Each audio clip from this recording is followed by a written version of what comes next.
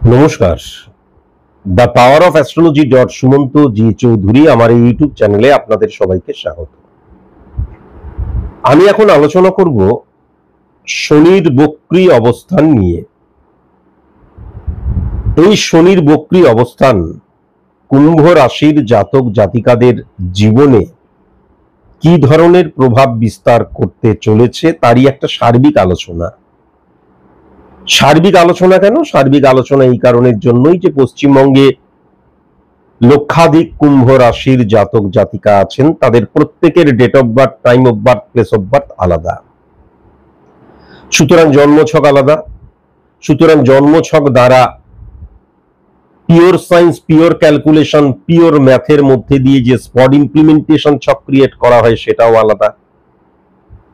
আবার যদি প্রত্যেকটি মানুষ আলাদা, সুতরাং কালপুরুষ ছক অর্থাৎ চোখের কর্নিয়া দ্বারা ক্যালকুলেশন করে যে ছক ক্রিয়েট করা হয়, যখন আমার date of birth, time of birth, place of birth থাকে না, বেসড অন স্পট ইমপ্লিমেন্টেশন ছক, আজকের দিনে গোচরগত ট্রানজিটগত অবস্থানের মধ্যে দিয়ে, তাহলে সবকিছুই আলাদা। সুতরাং আমি কখনোই বলতে পারি না এইটা আপনার জীবনে 100% ঘটবেই, কিন্তু আপনি এর প্রভাবটা লক্ষ্য করতে পারবেন। সে 5%ই হোক, আর 50%ই হোক, আর 70%ই হোক, আর 90% হোক, আর 100% হোক।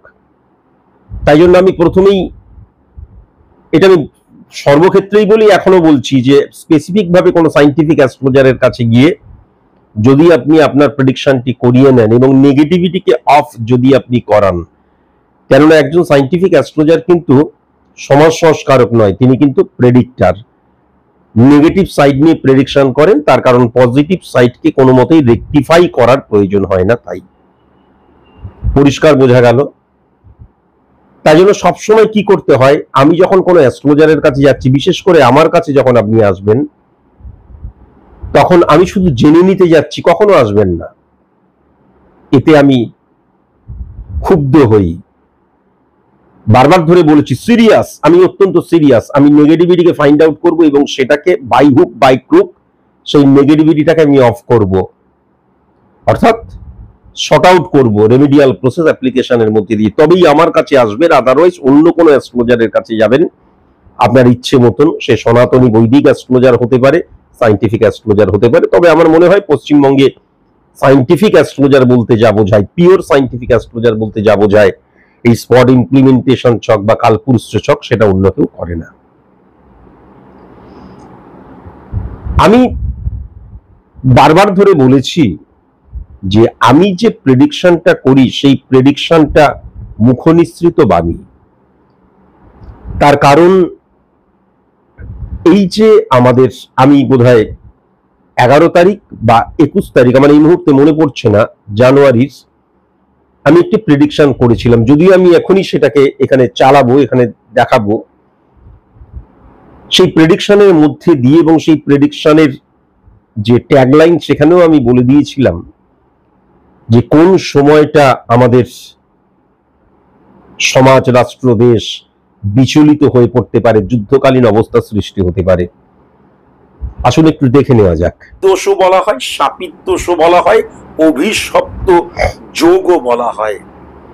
এই রাহু এবং শনির একত্রীকরণ শাপিত দোষ সৃষ্টি করার জন্য অভিশপ্ত অবস্থান, প্রেক্ষাপট, সিচুয়েশন ক্রিয়েট হবে কিন্তু আমাদের দেশের অর্থনৈতিক, সামাজিক, রাষ্ট্রিক, রাজনৈতিক, পলিটিক্যাল ইস্যু নিয়ে এবং ব্যক্তিগত জীবনে। এই শনি এবং রাহুর অবস্থান 18ই মে পর্যন্ত, 18ই মে 2025 পর্যন্ত কিন্তু থাকবে। তার কারণ 18ই মের পর আমাদের রাহু কিন্তু তার গতি যেহেতু বক্র, উল্টো দিকে, তাই জন্য মিন থেকে সে কিন্তু কুম্ভতে পদার্পণ করবে। সুতরাং এই যে 29শে মার্চ 2025 থেকে 18ই মে 2025, এই সময়টা আমাদের দেশের ক্ষেত্রে, অবস্থানের ক্ষেত্রে সব দিক দিয়ে কিন্তু অত্যন্ত নেগেটিভ একটা সময়। যাই হোক, বেশিক্ষণ আর এগুলো চালিয়ে আমি টাইম ওয়েস্ট করতে চাই না, কেননা আমি বারবার ধরে বলেছি এরকম হাজার হাজার লক্ষ লক্ষ কোটি কোটি প্রেডিকশন আমার আছে। আমার মনেও থাকে না কোথায় কি আছে না আছে। আমারই এক স্টুডেন্টই পাঠালো, দেখুন স্যার আপনার প্রেডিকশনটা অব্যর্থ হয়েছিল, সেটাই আমার কাছে ছিল, তাই জন্যই চালালাম। এরকম আমার প্রেডিকশন আপনারা প্রত্যেকটা যে প্রেডিকশন করেছি, সে লাইভ অনুষ্ঠানই হোক বা ইউটিউবের অনুষ্ঠান হোক, সেখানে আপনারা দেখেছেন। এই নিয়ে আমি করেছি এটা বলবো না, তার কারণ আমি প্রতি মুহূর্তে কিন্তু এরকম ভাবে পিন পয়েন্ট প্রেডিকশন করে চলেছি। যাই হোক, শনির বক্রী অবস্থান ভেরি নাইস।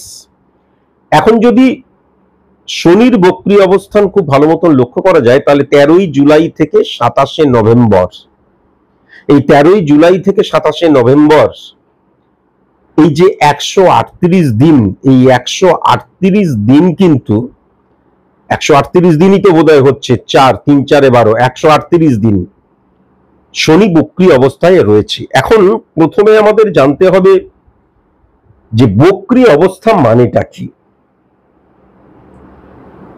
প্রত্যেকটি গ্রহ নিজের গতিতে নিজের কক্ষপথে চলছে, ঘুরছে, শনিও ঘুরছে। হঠাৎ করে দেখা গেল যে শনি তার গতিটা স্লথ করে দিল, বা শনির গতিটা স্লথ হয়ে গেল, কিন্তু বাদবাকি যে গ্রহগুলো রয়েছে, গ্রহের অবস্থান, তারা কিন্তু তাদের কক্ষপথে নির্দিষ্ট গতিবেগেই ঘুরছে। তাহলে কি হবে? মনে হবে শনিটা স্টপ হয়ে গেছে অথবা পিছন দিকে আসতে শুরু করেছে। এক্সাম্পল স্বরূপ, দুটো ট্রেন একই গতিতে সামনের দিকে এগোচ্ছে, হঠাৎ করে একটি ট্রেন কি করলো? স্লথ হয়ে গেল, আস্তে হয়ে গেল, ধীরে হয়ে গেল। কি মনে হয়? আমরা ট্রেনে চলাচল করি, আমরা খুব ভালো মতন জানি, তখন মনে হয় ট্রেনটা নয় দাঁড়িয়ে আছে, নয় আস্তে আস্তে পেছন দিকে চলে আসছে। প্রথম অবস্থাতে মনে হয় দাঁড়িয়ে গেল, তারপর মনে হয় আস্তে আস্তে পেছন দিকে চলে আসছে, আসলে তা নয়। এইটাই হচ্ছে বক্রী ব্যাপারটা। বক্রীর মধ্যে আর কোনো ভয়াবহতা বা ভয়ঙ্কর কোনো কিছু তা কিন্তু নেই।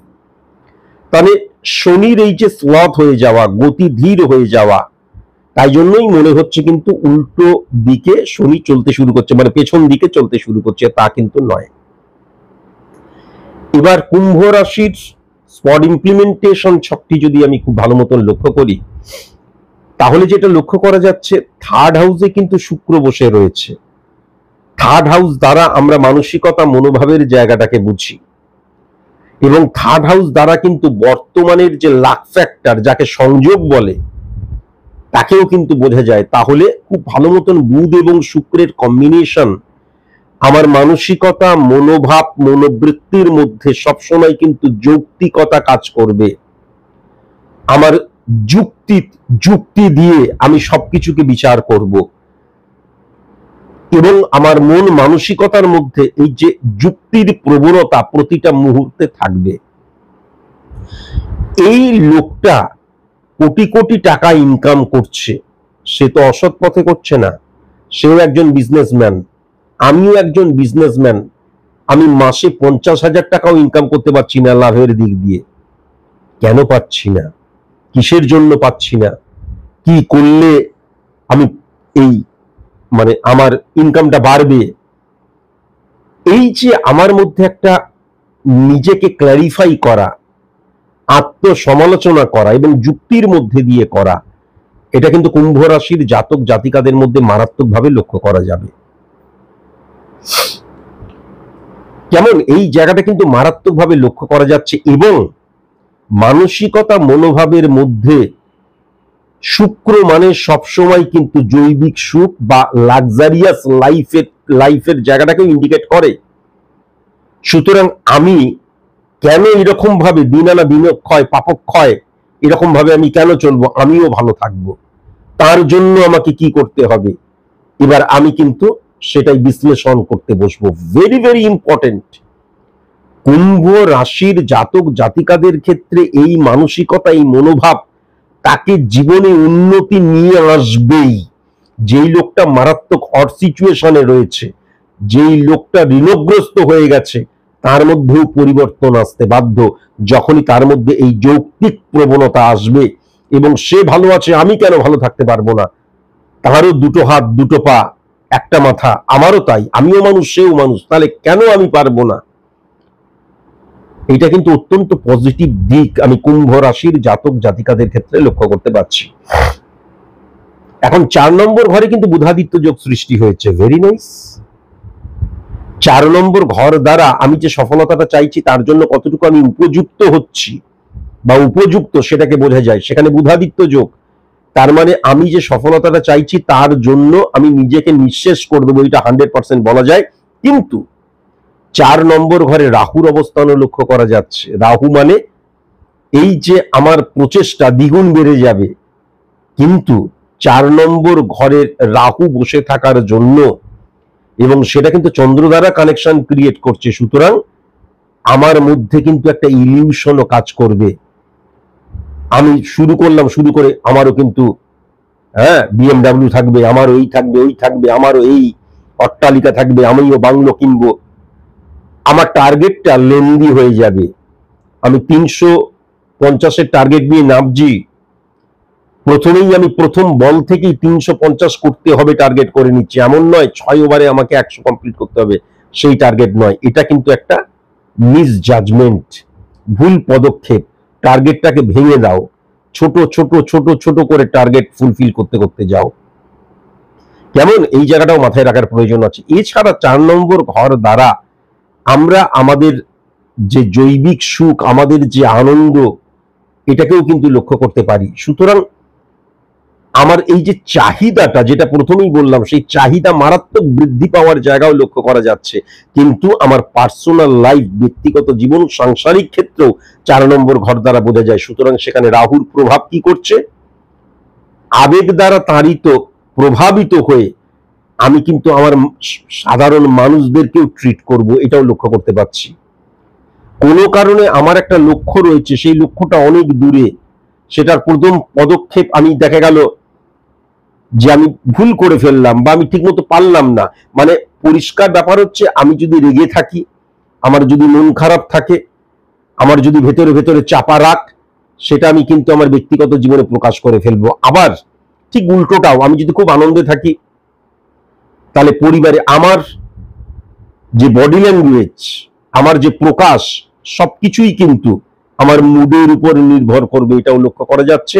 এটা কিন্তু আমাদের যে অ্যাডজাস্ট করার প্রবণতা বা ক্ষমতা, সেটাকে হ্রাস করে দেয়। এটা অবশ্যই মাথায় রাখার প্রয়োজন।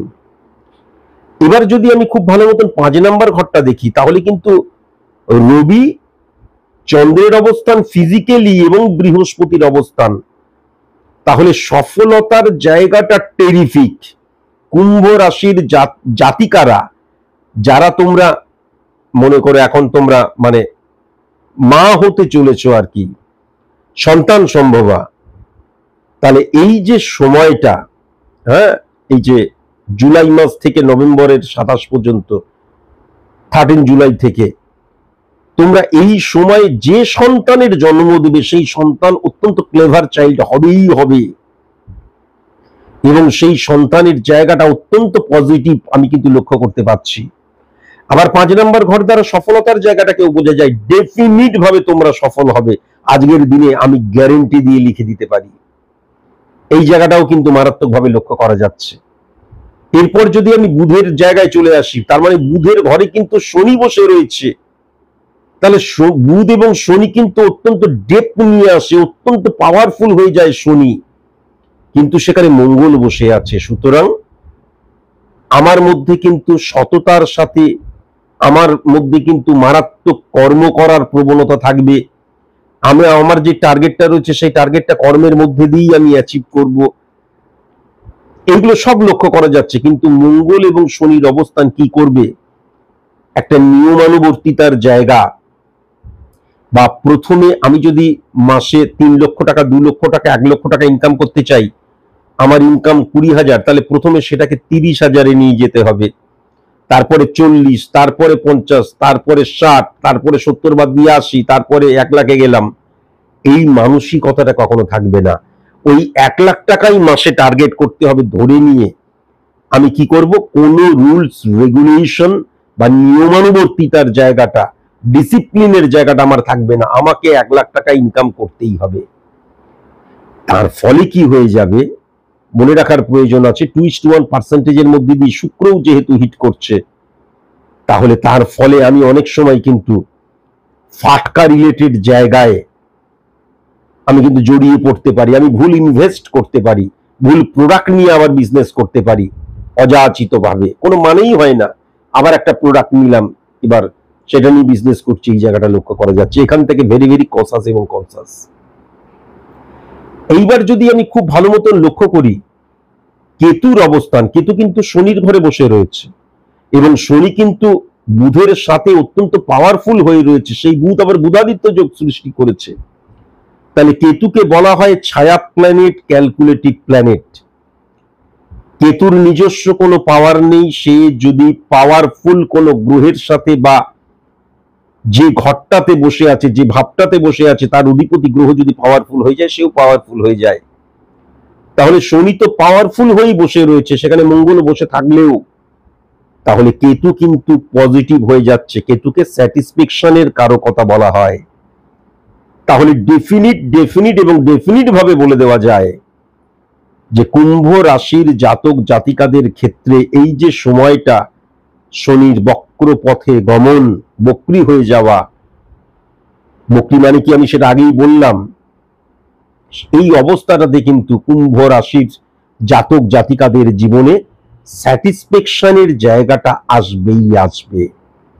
বুধাদিত্য যোগ সৃষ্টি হচ্ছে, শুক্র পজিটিভ হয়ে রয়েছে, বৃহস্পতি চন্দ্র পজিটিভ হয়ে রয়েছে, শনি বুধের অবস্থান পজিটিভ হয়ে রয়েছে। কেবলমাত্র মঙ্গল কিন্তু নেগেটিভ ইনফ্লুয়েন্স ক্রিয়েট করছে। কেমন? মঙ্গল নেগেটিভ ইনফ্লুয়েন্স ক্রিয়েট করার জন্য কি হবে, আমার অ্যাগ্রেশনটা, আমার যে শারীরিক কসরত বা আমার যে টার্গেটকে ফুলফিল করার যে মানসিকতা, সেটা এত এক্সট্রিম পর্যায়ে চলে যাবে, আমি ডিসিপ্লিনের ধারবো না। এছাড়া কোনো না কোনো ভাবে আমি আমার অজান্তেই আমি ইললিগ্যাল অ্যাক্টিভিটিস এর সাথেও কিন্তু জড়িয়ে যেতে পারি।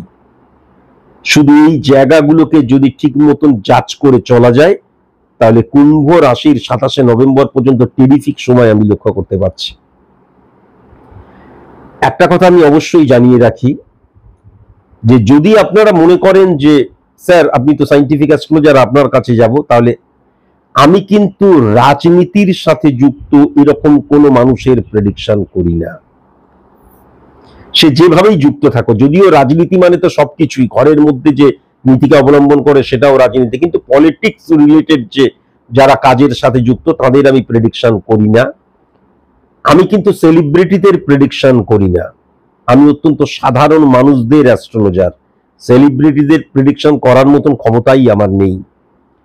এছাড়া আমার কাছে যখন আসবে তখন সিরিয়াস হয়ে আসবে, কেবলমাত্র টাকাটা জোগাড় করলাম এবং কেবলমাত্র প্রেডিকশন করতে আসছি, কখনো নয়। নেগেটিভিটিকে ফাইন্ড আউট করে সেটাকে অফ করতে হবে, শর্ট আউট করার প্রয়োজন আছে, অর্থাৎ রেমিডিয়াল প্রসেস অ্যাপ্লাই আমাকে করতেই হবে। এই মানসিকতা, মনোভাব এবং ক্ষমতা যদি তোমার থাকে তবেই আমার কাছে আসবে, তাছাড়া আমার কাছে কখনোই আসবে না। আজকের মতন এইটুকুই, নমস্কার।